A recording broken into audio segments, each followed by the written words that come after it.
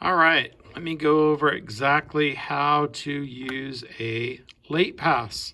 So you go ahead and log in as you normally would to My Open Math up here, and you have your home screen. So you'll notice something that looks a little bit different. You'll notice that they have these blue, those are the assignments that we can click on and go ahead and open up and answer the questions. And then you have this section here that is all grayed out.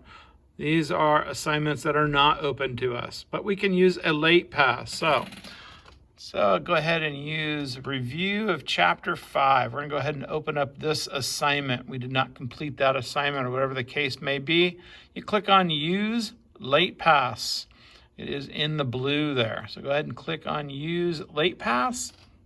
And then once you have done that, it's going to bring up this screen that says redeem late pass.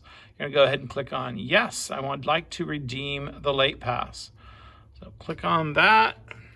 As you scroll down, you can now see that that is not grayed anymore. It is now blue.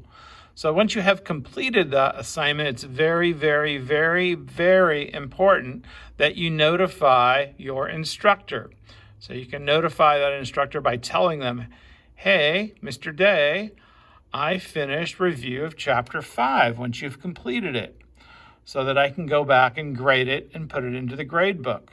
Or you can go up to your home screen where it says message. Click on the message button. You'd like to send a new message. And then you want to send it to me, obviously. You're going to fill in the subject, the message, let me know, hey, Mr. Day, I finished review of chapter 5. You can go ahead and grade it and add it to the grade book. So this can be used on any assignments that we have gone through. Second trimester starts with the end of chapter 3. So chapter 4, chapter 5, and what we've completed in chapter 6, any of those assignments you can go back, have access to using your late pass.